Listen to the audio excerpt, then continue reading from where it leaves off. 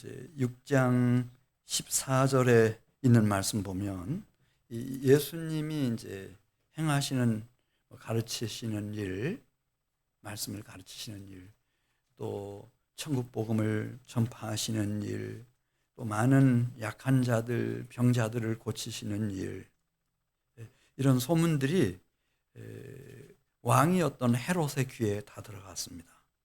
그런데 그 헤롯은 14절에 있는 말씀 보면은 그 예수님을 어떻게 이해를 했나 기가 막히게 이해를 합니다.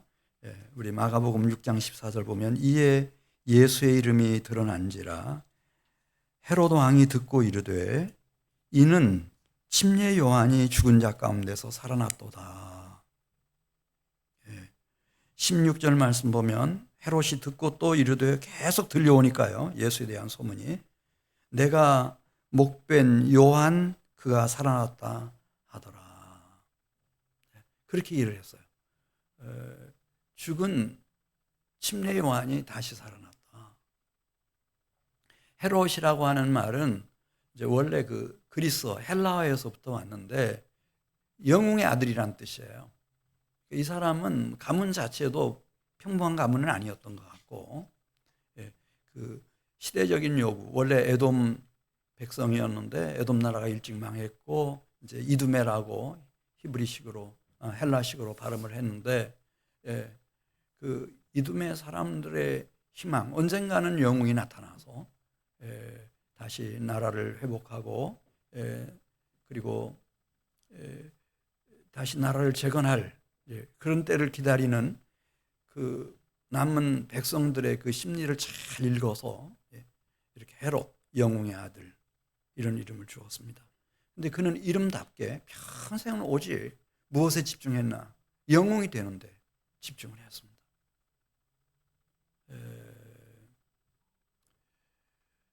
이 불세의 영웅. 그래서 그는 젊어서부터 벌써 다 읽었습니다. 문화는 헬라 문화가 주도하지만은 결국은 로마 제국 시대가 올 거다. 이걸 다 읽고 이제 로마의 그 핵심 권력자들하고 관계를 잘 했습니다. 친로마주의자가 됐고 일찍이.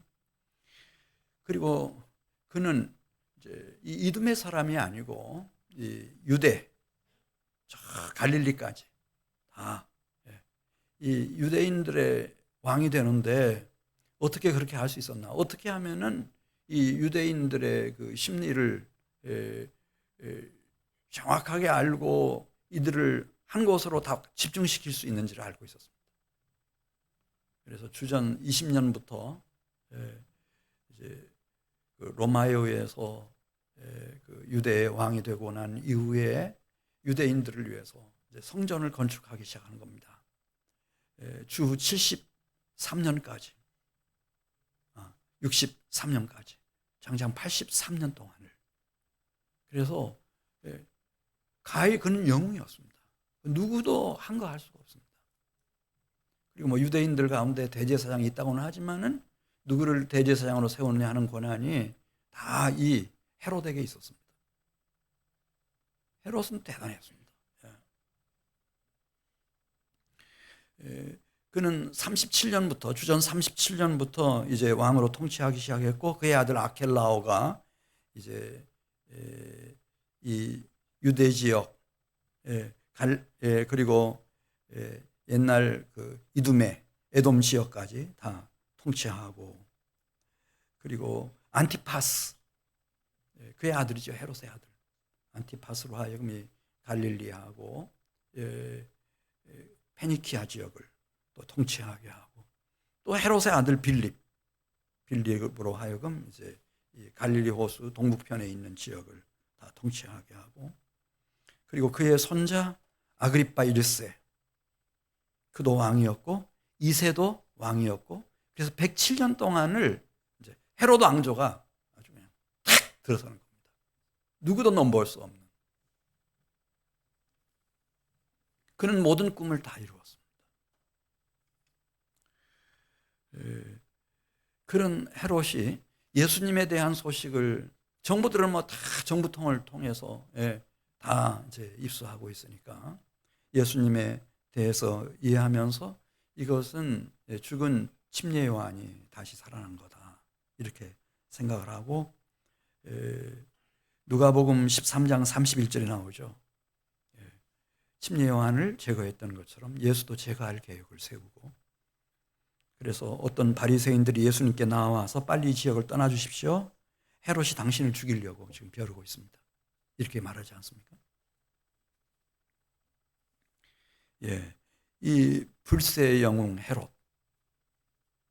근데 헤롯이 외적으로는 모든 꿈을 다 이루었습니다.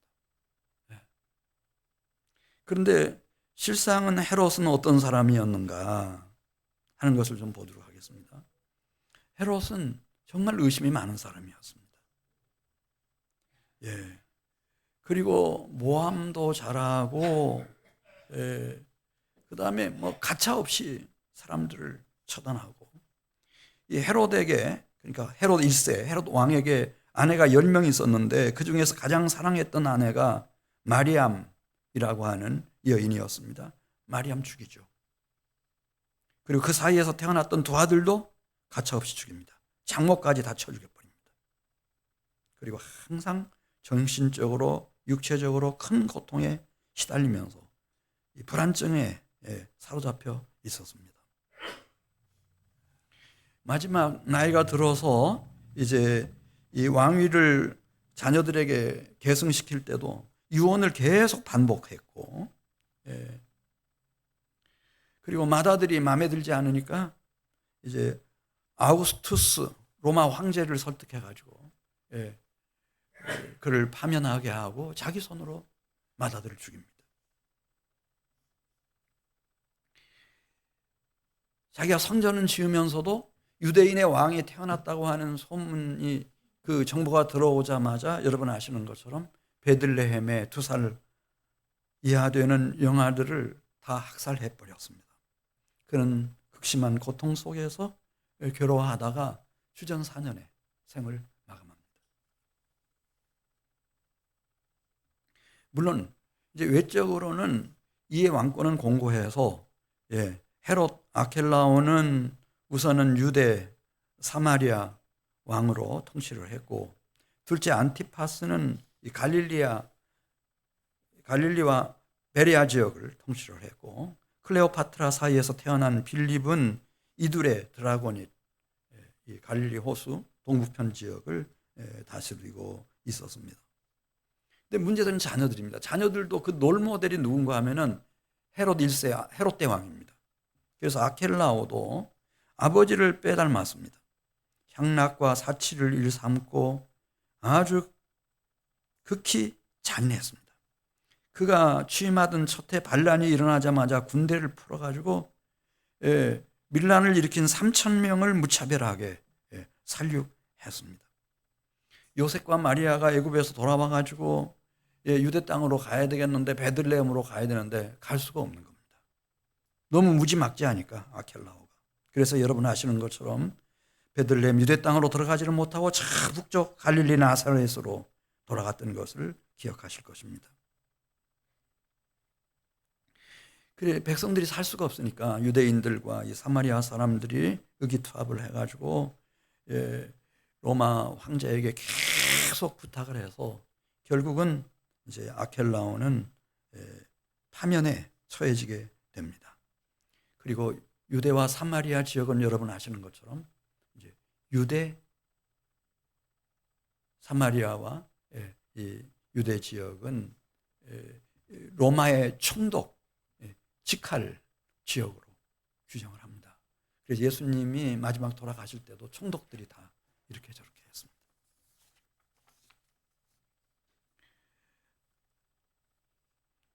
또 그 손자인 아그리빠 1세도 역시 마찬가지였습니다. 아그리빠 1세도 보면은 그렇게 잔인합니다.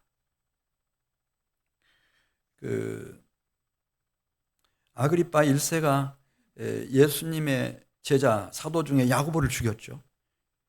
그 목을 치니까 얼마나 열광하는지 유대인들이 그걸 보고 나서 베드로도 체포해서 감옥에 가두었습니다.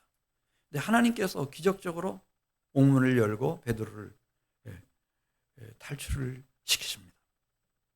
그 얼마 되지 않았을 때 한 큰 모임에서 이 아그리파 1세가 연설을 했는데 들어와시던 사람들이 그 비위를 맞추기 위해서 막 얼마나 환호를 하고 찬사를 보내고 이건 사람의 소리가 아니고 신의 소리다. 이렇게 하니까 아그리파 1세가 너무너무 기분이 좋았습니다. 아, 이제야 나를 영웅 대접을 하는구나. 불세의 영웅이 되었구나. 이렇게 생각하는 순간 하나님께서 그를 기뻐하시지 않으시고 그에게 벌레를 보내서 그를 치시니까 44살의 젊은 나이로 그는 갑작스럽게 죽음을 맞이하게 됩니다. 헤롯 안티파스 얘기가 이제 오늘 마가복음 6장 17절에 나옵니다. 그 영웅 호색이라는 말 있죠. 영웅들은 공통점이 여자를 좋아하는 겁니다. 마가복음 6장 17절에 있는 말씀을 보면은 여기 헤롯은 헤롯 안티파스.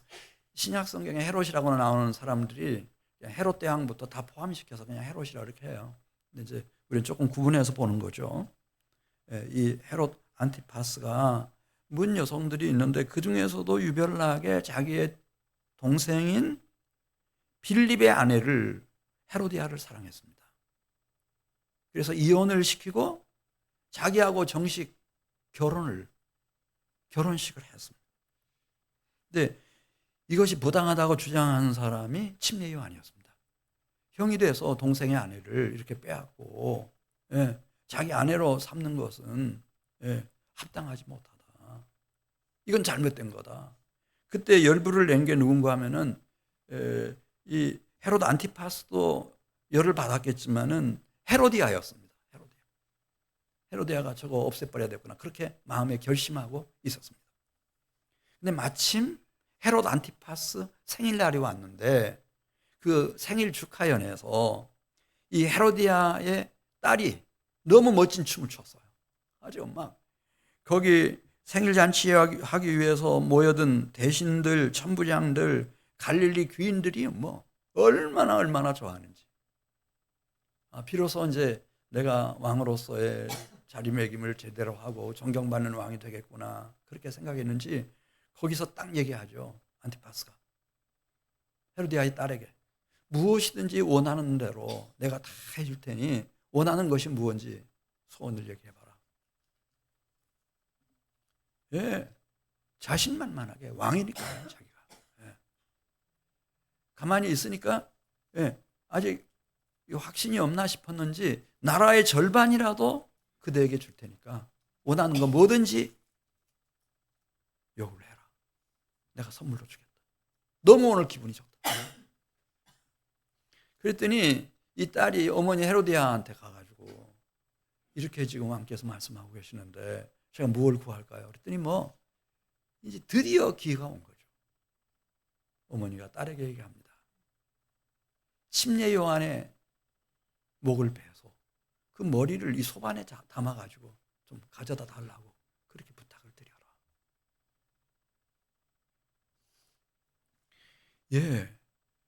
근데 이때는 이미 헤롯 안티파스가 자기가 한 얘기를 취소할 수 없는 상황이었다는 거예요. 왜냐하면 여기서 만일 그렇게 약속을 해놓고 맹세를 해놓고 지키지 않게 되면은 이제 헤롯은 믿을 수 없는 사람이 되어버리기 때문에 나라를 자체를 운영을 할 수가 없으니까 경영을 할 수가 없으니까 그래서 사람을 보내가지고 이제 침례 요한의 목을 베고 그 머리를 소반에 담아서 딸에게 갖다 주고 딸은 어머니가 갖다 줬는데 그 헤로디아가 얼마나 좋아하는지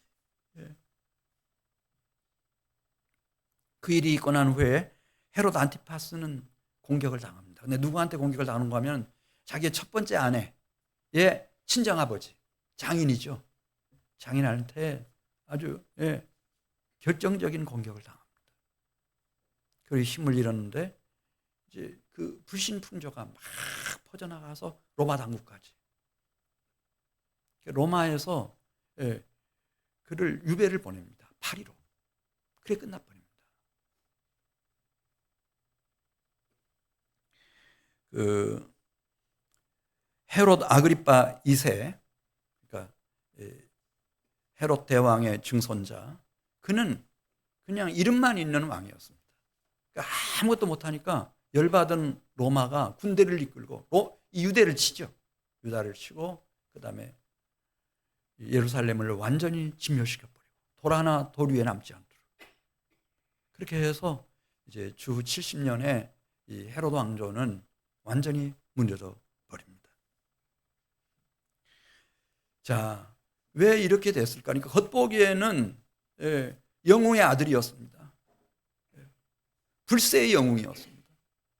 자기도 왕이었고 아들, 손자, 증손자까지 107년 동안 누구도 넘볼 수 없는 그런 대단한 왕조를 이루었습니다만은, 그러나 하나님 눈에는 요한계시록 17장 6절 말씀 보겠습니다. 이 모습이 어떻게 보였을까? 그러니까 이 세상적으로는 영웅입니다. 틀림없는 영웅입니다. 그런데 17장 6절에 있는 말씀을 보면은, 요한계시록 17장 6절, 또 내가 보매 이 여자가 성도들의 피와 예수의 증인들의 피에 취한지라. 침례 요한의 목을 베놓고 그 머리를 소반에 담아가지고 막 피가 넘치는 그 쟁반을 보면서 그렇게 좋아하는 이 사람들 피에 취한 자라는 거예요. 내가 그 여자를 보고 놀랍게 여기고 크게 놀랍게 여기니, 천사가 이르되 왜 놀랍게 여기느냐 그러면서, 내가 여자와, 이 여자는 사실은 요한계시록을 보면 음녀, 바벨론일 수도 있고 헤로드 왕조일 수도 있고 뭐 로마일 수도 있고, 내가 여자와 그가 탄 7머리와 10뿔을 가진 짐승의 비밀을 알려주겠다 그러면서 말씀하시는데, 이 영웅들의 기질이라고 하는 것이 자기가 불세의 영웅이 될 수만 있다면, 자기의 야망만 성취할 수 있다면 얼마든지 짐승과도 손을 잡는다는 거예요. 그 무지막지한 짐승과 손을 잡는 거예요. 17장 13절 말씀 보겠어요. 그들이 한 뜻을 가지고 자기의 능력과 권세를 누구한테 다 주는가? 짐승이 나에게 도움이 되겠다, 내 야망을 성취하는데 도움이 되겠다 싶으면 다 쏟아붓는다는 거예요.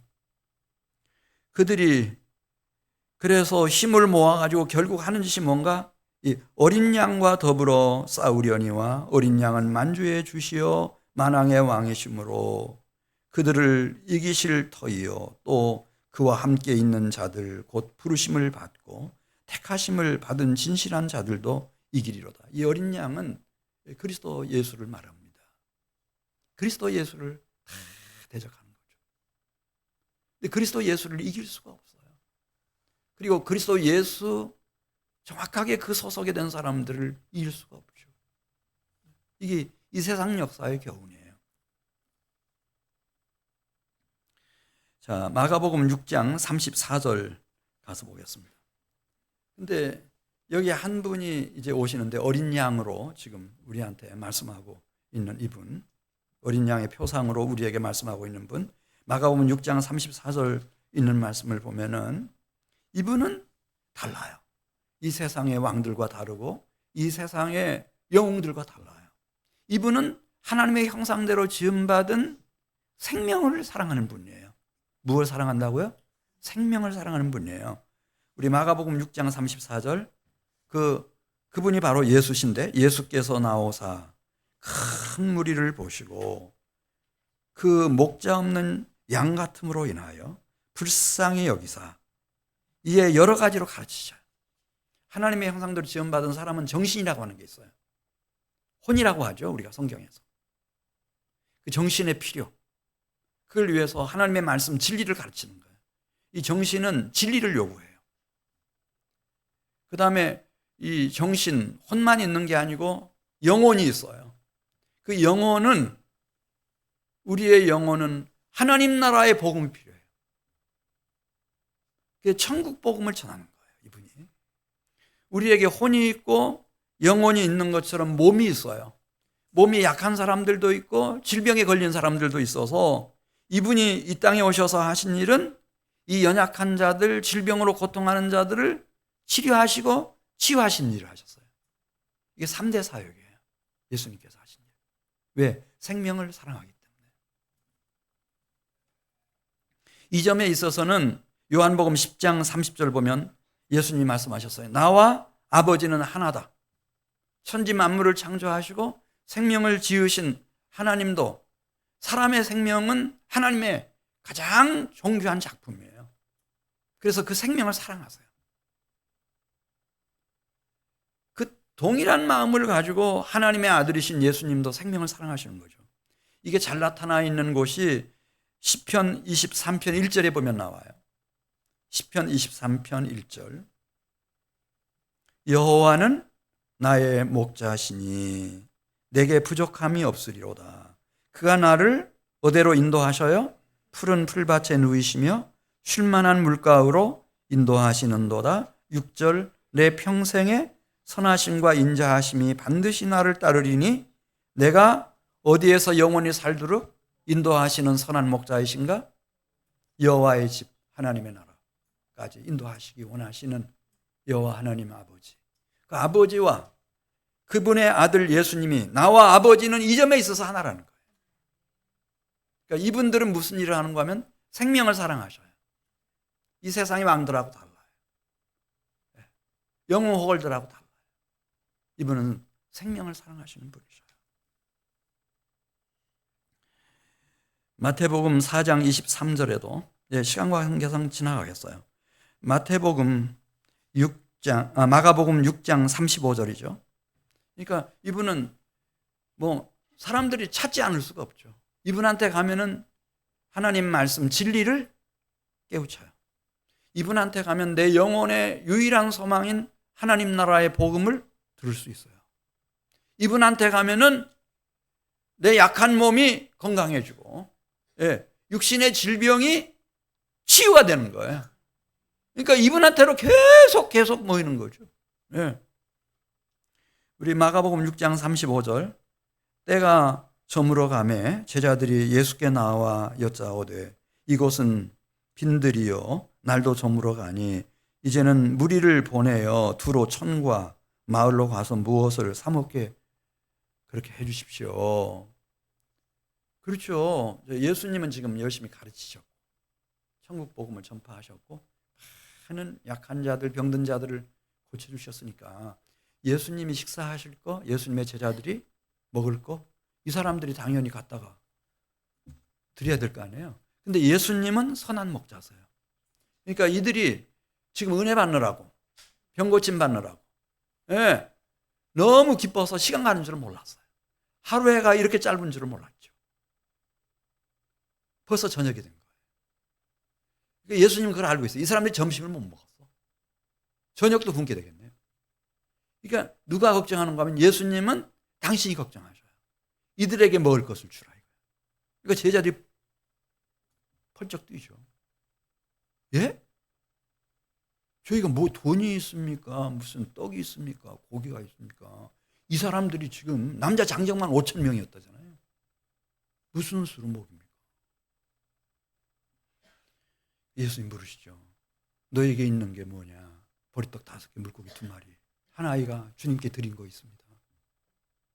이거 가지고 50명씩 100명씩 다 이렇게 질서정연하게 앉히신 후에 그들이 보는 앞에서 떡을 들고 축사하시고 물고기를 가지고 축사하시고 제자들을 시켜서 다 떼어 나누시라고 다 떼어 나누셨어요. 남자 장정만 5천 명. 그들이 다 배부르게 먹고 12바구니가 남았다는 거예요. 그러니까 그냥 순식간에 그 분위기가요 확 바뀌어버렸어요. 이런 분이 없다. 누구 같은 분이? 예수님 같은 분이 없다. 이분을 우리가 잡는다면 좀 이상하지만 이분을 우리의 임금님으로 추대하자. 만장일치로 우리가 임금님으로 추대하자. 이런 분이 안 계십니까? 그랬더니 예수님 어떻게 하셔요? 예수님 막 서둘러서 제자들 그 마음에 이상한 병들까지 봐가지고 배 태워가지고 막 보내고 거기 모여있는 무리들 예수님께서 다 흩어 돌아가게 하시고 당신은 어디로 올라가죠? 산으로 올라가셔서 밤새 기도하셔요. 무슨 기도했을까요? 드디어 기회가 왔습니다. 제가 왕이 될 수 있는 기회가 왔습니다. 그렇게 기도하신 것이 아니고 목자 없는 양떼 같은 이들의 선한 목자로 더욱 충성을 다할 수 있도록 저를 도와주십시오. 네. 하나님 앞에 밤새 기도하시고 요한복음 10장 11절 보면은 그렇게 그냥 아예 말씀하시잖아요. 나는 선한 목자라.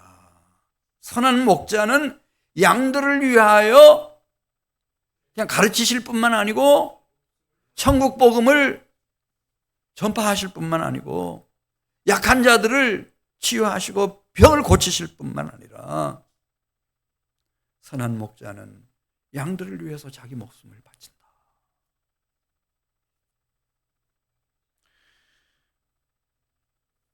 물론 그 후에 4,000명 또 먹이신 일이 있어요. 그때도 똑같이 그렇게 말씀하세요.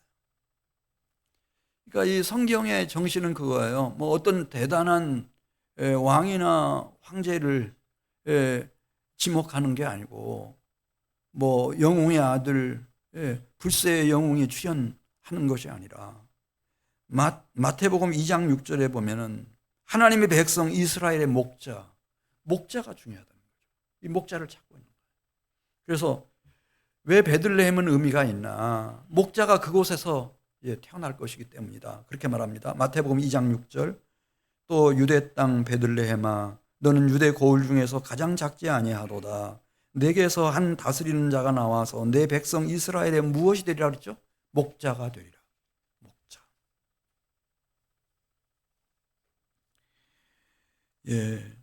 예수님의 마음속에는 늘 안타까워하는 마음. 마태복음 9장 35절, 36절 보면은 그가 한 개인이 됐든 무리로 막 수천 명이 모이든 목자 없는 양과 같이 살아가는 그 인생들의 그 삶의 모습, 그 생명과 영혼을 들여다보면서 목자 없는 양같이 고생하는 그것 때문에 그렇게 안타까워하시는 예수님의 모습이 뭐 절절히 복음서에 나오죠. 그래서 요한복음 10장 14절 또 말씀하십니다. 나는 선한 목자라. 나는 내 양을 알고 양도 나를 아는 것이. 그러니까 이 양과 목자라는 게 뭐 단순히 양과 목자의 관계가 아니라 여기 안다고 하는 말은 야다라는 히브리어에서부터 왔는데 이거는 그거예요. 아담이 하와를 알았더니 하와가 임신했다. 아주 깊은 관계죠. 부부간의 관계 중에서도 가장 깊은 관계예요. 그렇게 나는 그대의 선한 목자가 돼서 그대와 가장 깊은 관계, 그대도 나와 가장 깊은 관계, 나의 형제가 되고 나의 신랑이 되고 신부가 되는 그런 관계. 그걸 위해서 목숨을 버리노라. 나는 양을 위하여 목숨을 버리노라. 15절에. 이 관계. 그러니까 하나님이 정말 생명을 사랑하고 영혼을 구원하는 그 관계. 이것은 양과 목자의 관계였습니다. 그 마태복음 26장 31절에 있는 말씀을 보면 왜 예수님과 나와의 관계가 소중한가? 이 관계는 그냥 살아있는 동안만 유효하고 그런 게 아니고 이렇게 말했습니다. 마태복음 26장 31절 말씀. 그때에 예수께서 제자들에게 이르시되 오늘 밤에 너희가 다 나를 버리리라. 기록된 바 내가 목자를 치리니 양의 떼가 흩어지리라 하였느니라. 이제 예수님이 돌아가시게 될 것이고 그럼 양떼들이 다 흩어지겠죠. 그러나 32절 내가 살아난 후에 다시 그대들의 선한 목자로서의 사명을 감당하기 위해서 너희보다 먼저 어디로 간다고 그랬죠? 갈릴리로 가리라. 영원히 사라지지 않을, 망가지지 않을 완전하고 거룩한 그런 양과 목자의 관계. 이걸 이 세상에 태어나서 이걸 확립한 사람들은 다 복 있는 사람들이에요. 할렐루야. 신약 성경은 이 선한 목자를 만든 사람들의 스토리로 가득 차 있어요.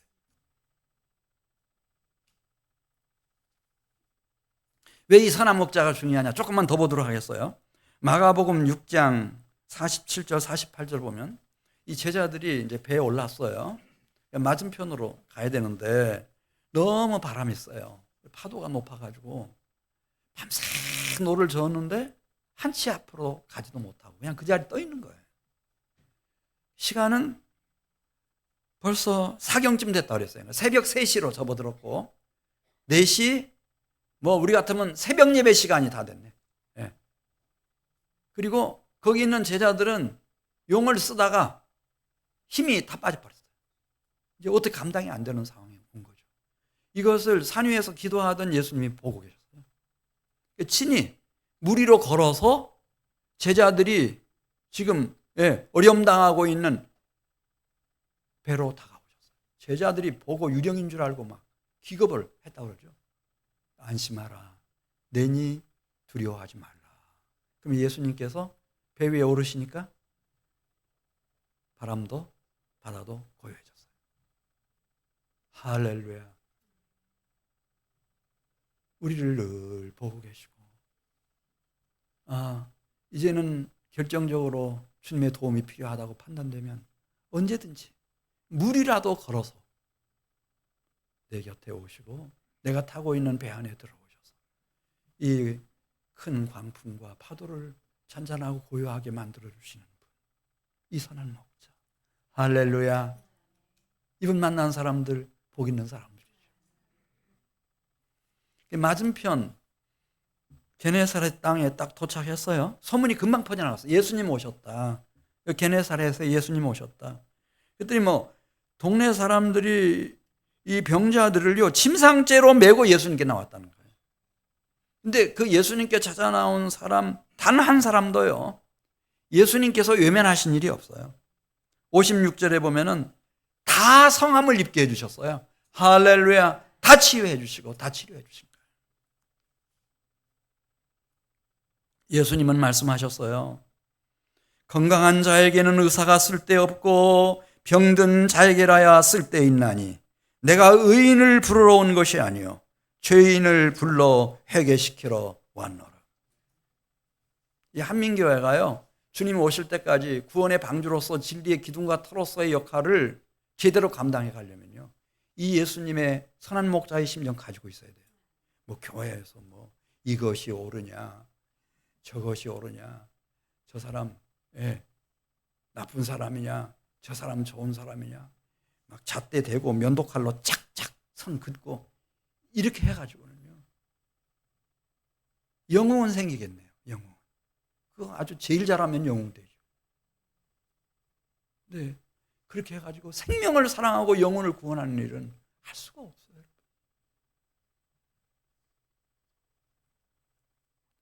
요한복음 13장 1절 보세요. 예수님 다 아셨다는 거예요. 오늘이 2025년 11월 23일이구나.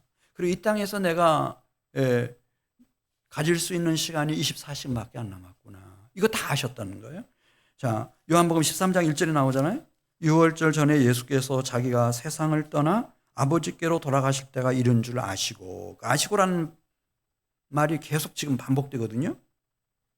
세상에 있는 자기 사람들을 사랑하시되 끝까지 마지막 날 마지막 순간까지 사랑하셔요. 그리고 마귀가 가룟 유다의 마음속에 어떤 생각을 줬는지도 다 읽으셨다는데요. 배신할 것이고 예수를 은30에 팔아넘길 것이고 그 생각 다 하셨대요. 또 아버지께서 모든 것을 자기 손에 맡기신 것과 또 자기가 하나님께로부터 이렇게 왔다가 하나님께로 돌아갈 것을 아시고 이렇게 했어요. 다 아셨다는 거예요. 그런데도 불구하고 저녁 잡수시다가 일어나셨어요. 대야에다가 물을 떠가지고 오셔서 이 불비한 제자들을 발을 씻겨주시고 수건으로 다 닦아주시고, 물론 가룟 유다도 다 씻겨주시고 닦아주시고, 베드로 순서가 됐는데 베드로가 펄쩍 뛰죠. 왜 펄쩍 뛰었어요? 제 발을 절대로 씻기지 못하시리. 그때 예수님 뭐라고 말씀하셨어요? 내가 너를 씻어주지 아니하면 내가 나와 상관이 없느니라. 그러니까 베드로가 생각할 때는 만일 가룟 유다를 알았더라면 누구냐고 막 요한한테 묻고 그렇게 했잖아요. 예수 팔 사람 누구냐고. 그래서 알았다고 하면은 자기 나름대로는 자기는 뭐 수제자고 베드로는 저 배신자고, 예, 이렇게 생각할지 모르지만 똑같아요. 그 베드로도 결정적인 순간에, 예, 오늘 밤에 예수님 부인할 거예요. 3번 부인할 거예요. 그리고 달아나 버릴 거예요. 똑같아. 그러니까 예수님은 생명을 사랑하시는 거예요. 영혼을 사랑하시는 거예요. 긍휼히 여기고 불쌍히 여기시는 거예요. 그렇지 않고는 희망이 없잖아요. 나는 병든 자를 위해서 왔다고 그냥 깨놓고 말씀하시잖아요. 나는 죄인을 불러서 회개시키기 위해서 왔다는 거예요. 의인 부르러 오지 않았다는 거예요. 우리 한민교회가 이제는 좀 나이도 37 됐으니까 좀 생명을 당신의 형상대로 지으시는 아버지의 마음, 그 목자의 마음 말입니다. 그리고 나와 아버지는 하나라고 말씀하신 예수의 심정, 그걸 좀 가져주셔야 되죠.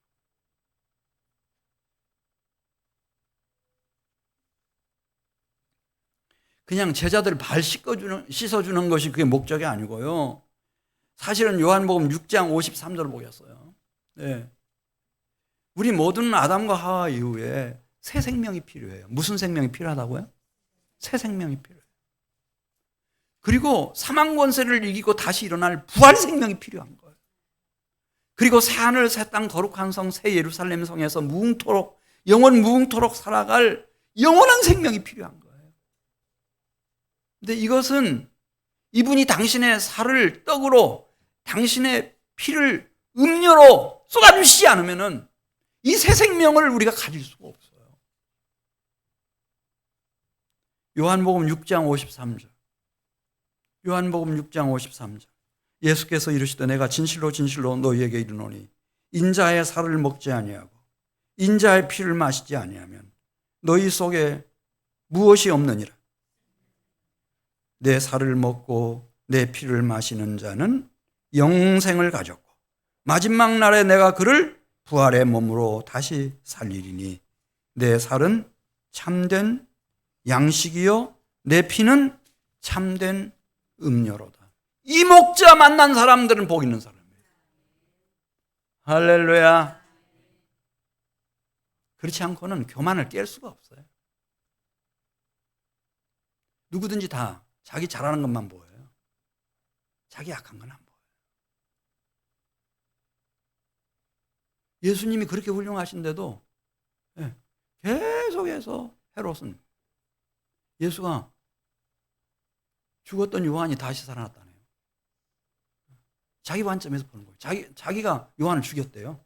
근데 요한이 다시 살아났대요. 인간은 그래요. 아무리 불세의 영웅이라 하더라도 결국은 100번 속아요. 미혹의 영을 이길 수가 없어요. 어둠의 영을 이길 수가 없어요. 예수의 살과 피를, 선한 목자로 오신 예수의 살과 피를 먹고 마신 사람만이, 새 생명을 가진 사람만이 이게 보이는 거예요. 예수님이지. 예수님이시구나. 예수님이시구나. 그래, 요한복음 21장 15절 보면은 디베리아 호숫가에서 식사하신 후에 이제 베드로를 부르셔요. 요한의 아들 시몬아, 내가 이 사람들보다 나를 더 사랑하느냐? 그러하니이다. 내가 주를 사랑하는 줄 주께서 아시나이다. 그랬더니 예수님이 한마디 부탁을 하세요. 무슨 부탁을 하셨죠? 내 어린 양을 먹이라. 내 양을 치라. 내 양을 먹이라. 예수님이 이제 떠나가실 거거든요. 승천하시고. 그럼 이 땅에 뭐가 필요해요? 목자가 필요한 거예요. 주님의 사역을 계승할 누가 필요하다고요? 선한 목자가 필요한 거예요. 선한 목자.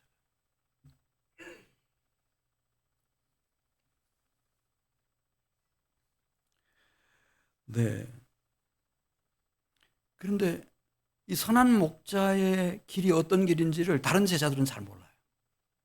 근데 적어도 베드로는 알겠어요. 베드로한테 이렇게 질문했거든요. 그러면 너희는 나를 누구라 하냐? 그러니까 베드로가 주는 그리스도이십니다. 주는 그리스도시요 살아계신 하나님의 아들이십니다. 같은 뜻이에요. 인자이신 예수님은 그리스도이십니다. 그리스도이십니다. 이렇게 마가복음 8장 29절에 보면 고백을 했어요. 그러면은 이 그리스도가 선한 목자로서 걸어가야 할 길이 어떤 길인지를 말씀해 주셨거든요. 거의 이제 1대1로 베드로와 말씀하시듯이 그렇게 베드로를 주시하시면서 베드로가 그리스도라고 고백을 했기 때문에, 그러니까 적어도 예수가 그리스도인 것을 고백한 사람이 이제 이 다음 단계로 갈 수 있으니까. 그래서 그리스도이신 인자 예수님이 많은 고난을 받고 장로들, 대제사장들, 서기관들에게 버림을 받으시고 십자가에서 죽임을 당하시고 3일 만에 다시 살아날 것에 대해서 얘기했어요.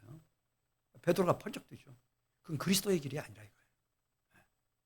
절대 그리스도의. 그러다 혼났죠, 주님 앞에.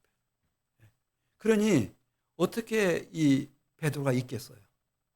아, 주님이 선한 목자로서 걸어가시는 길, 고난 많이 받고 가장 영향력 있는 사람들로부터 버림받으시고 다 벌거벗겨져서 십자가 위에서 돌아가신 예수님. 그러고 나서야 하나님의 능력으로 3일 만에 부활하시고 승기를 얻으신 이 예수님. 이분만이 선한 목자신데 나를 목자로 부르시는구나. 내 어린 양을 먹이라고, 내 양을 치라고, 나의 양을 먹이라고 목자로 부르시는구나. 근데 이 부르심이 마가복음 8장 34절 보면 이 베드로 수제자 한 사람에게만 해당되는 게 아니고 12제자 모두에게, 그리고 예수님을 찾아 나온 모든 무리에게 한결같이 적용되는 말씀이에요. 마가복음 8장 34절 보겠어요. 마가복음 8장 34절. 무리와 제자들을 불러 이르시되, 누구든지예요. 누구든지 나를 따르려거든, 예수가 그리스도인 것을 믿고 선한 목자인 것을 믿고 나를 따르려거든 자기를 부인하고 자기 십자가를 지고 나를 따를 것이니라. 이거 외에 다른 길은 없어요. 요한복음 14장 6절 예수께서 이르시되, 내가 곧 길이요 진리요 생명이니 나로 말미암지 않고는 아버지께로 올 자가 없느니라. 아버지께로 가는 다른 길이 없어요. 선한 목자로서의 다른 길이 없어요. 그 길은 고난 많이 받는 길이고, 그 길은 버림받는 길이고, 그 길은 죽임당하는 길이고, 그리고 하나님의 능력으로 일어나는 그 길인데,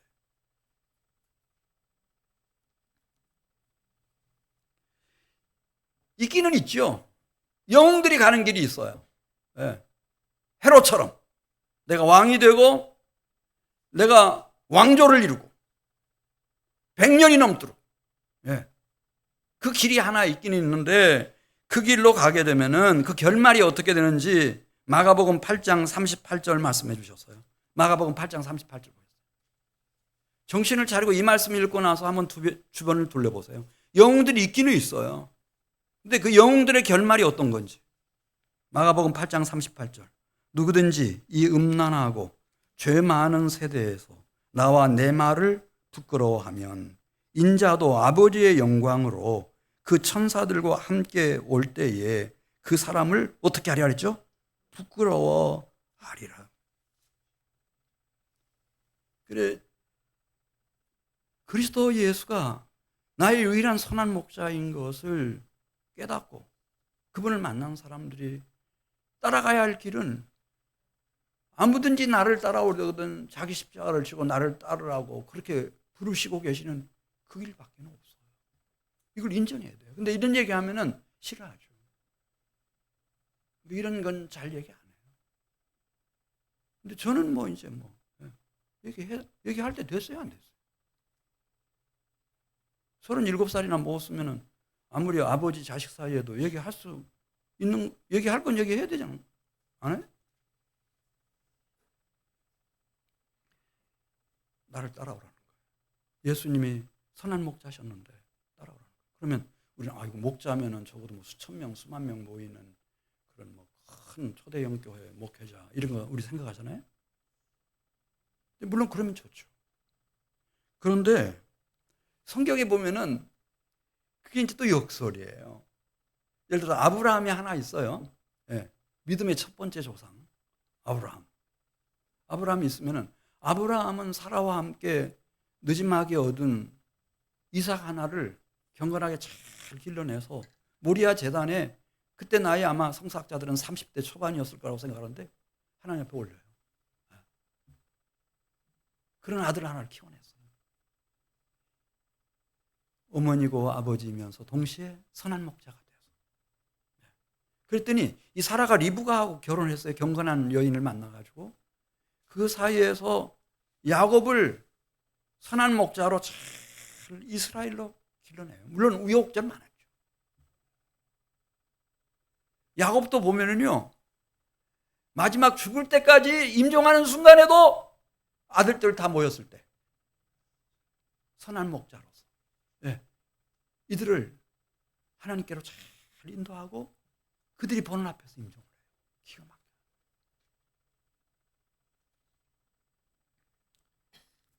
여러분 아므람이라고 하는 경건한 사람이 있었어요. 요게벳 부부가. 이 부부는 하나님이 3남매 주셨어요. 근데 이들이 내가 어머니고 아버지고 뭐 남편이고 아내고 그 이전에 우리는 선한 목자다. 이렇게 딱 자기 아이덴티티를 깨닫고 이 삼형제를 잘 선한 목자로 키웠어요. 근데 여러분 아세요? 그 첫 번째는 인류 사상 최초의 여성 선지자 누구죠? 미리암이 되고 그 다음에 큰아들은 최초의 대제사장 누구예요? 아론이 되고 그 다음에 이 셋째 막내는 출애굽의 위대한 영도자 모세 오경을 집필한 누구요? 이 사람들이 막 역사를 바꿔요. 이게 아이러니예요. 그러니까 목사님 같은 분이나 목회하지 뭐 선한 목자 그런 말 하지 마세요. 그거 아니라는 거죠. 그 엘가나라고 하는 사람이 있었고 그의 아내 한나가 있었는데 어렵게 해서 아들 하나를 얻어가지고 이 사람들이 선한 목자가 돼서 어머니 아버지가 위에서 늘 중보하고 정말 하나님 말씀으로 하나님의 종으로 길러냈더니 그가 사무엘 선지자가 돼서 나라와 민족의 역사를 확 바꿔버린 거예요.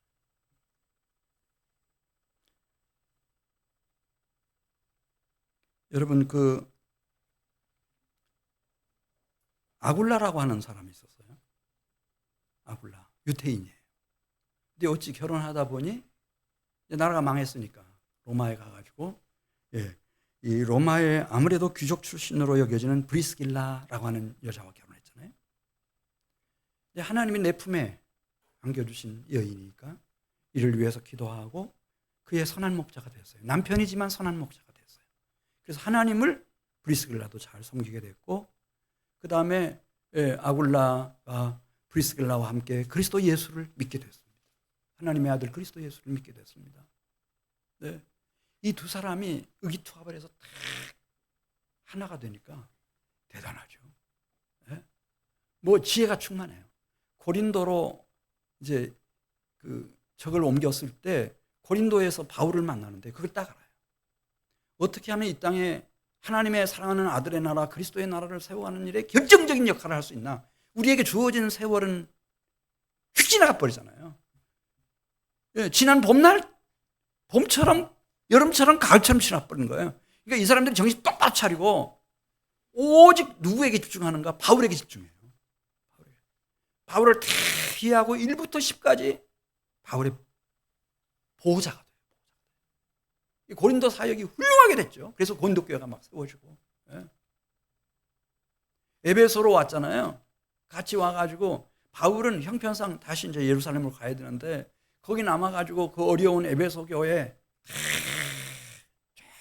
하면서도 정말 강력하게 주님의 교회가 흩어지지 않도록 잘 세워지도록 성장하도록 최선을 다하고 거기 아볼로라고 하는 사람이 왔는데 아직 정말 미숙하기 짝이 없는 그런 설교자가 하나 왔어요. 그러면 막 우리 같으면 막 설교 시간에 손 들고 일어나서 우리 한민교회는 그런 사람 없지만 혹시 그런 교회가 있는지는 모르겠어요. 그걸 지금 말씀이라고 말씀하시는 겁니까?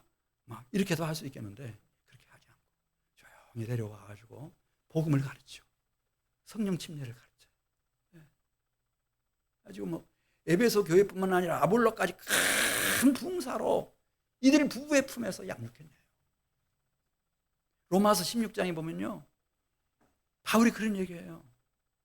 나의 가장 소중한 동역자인 브리스길라, 아굴라요, 그들은 나를 위하여 생명이라도 목숨이라도 아낌없이 내놓은 사람들이라. 우리 1세기 전 교회가 정말 그대 부부에게 감사하고 있다. 그러면서 그 얘기를 써요. 이들이 이제 먼저 로마로 갔어요. 바울이 가기 전에 로마가 이제 바울은 감옥살이를 했잖아요. 그런데 그 사이에 벌써 가가지고요, 자기 집을 하나 마련해서 집에서부터 교회를 시작하는 거예요. 이것이 로마 제1호 교회예요. 모교회예요. 로마를 복음화하고 유럽 세계 전체를 복음화시키는데요, 그 신앙 정신이 브리스길라, 아굴라를 꼭 빼다 닮았어요. 그러니까 세계 역사를 주도하죠.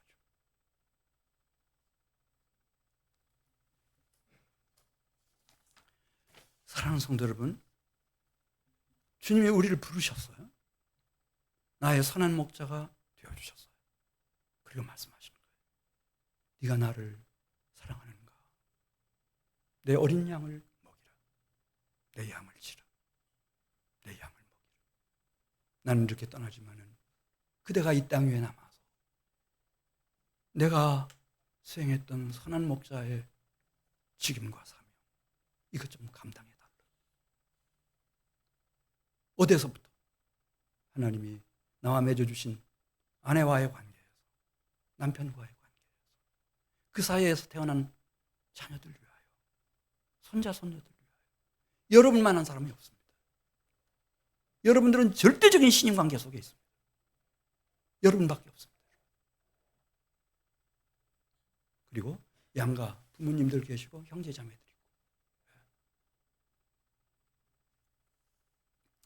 자, 마가복음 9장 1절로 가서 보겠어요.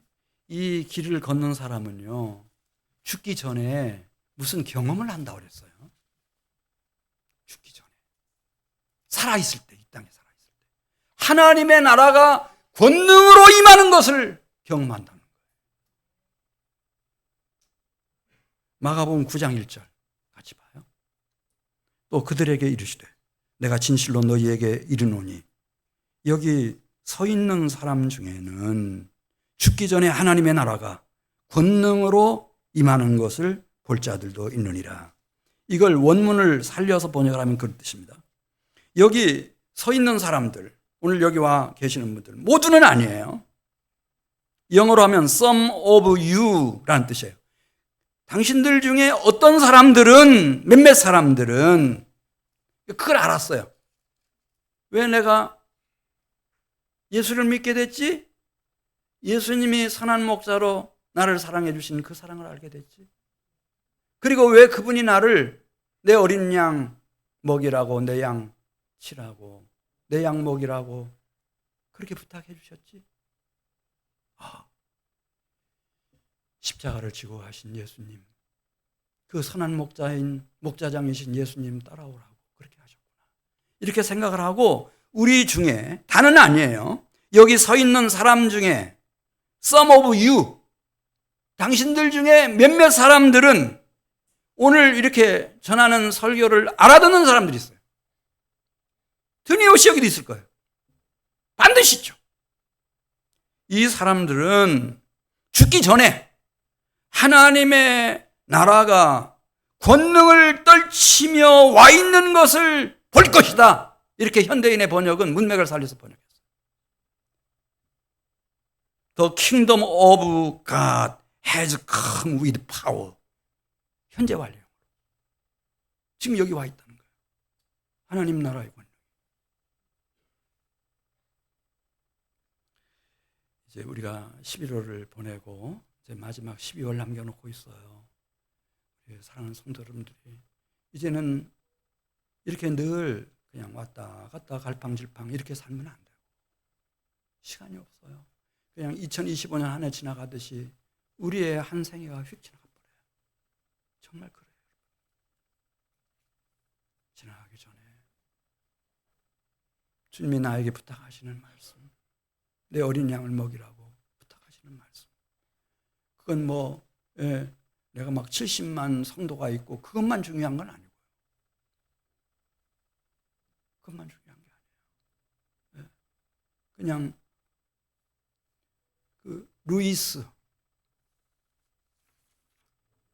루이스와 유니게. 로이스는 딸 하나 키웠어요. 유니게는 디모데 아들 하나 키웠어요. 그 아들이 제1세대 사도들이 이방의 대사도인 바울까지 이 세상 떠나고 났을 때 그가 에베소 교회 감독이 돼가지고 어마어마한 일을 하잖아요. 하나님이 나에게 주신 모든 인연, 사랑하는 사람들, 자손들 다 귀한데 이게 목장이에요. 여기서부터 깨어나셔서 여러분 함께 손에 손을 맞잡고 주님의 역사에 동참하시길 바랍니다. 주님 말씀하셨습니다. 너희가 죽기 전에 이 땅 위에서 하나님의 나라가 권능으로 임하는 것을, 이미 임한 것을 볼 것이다. 우리 같이 기도드립니다.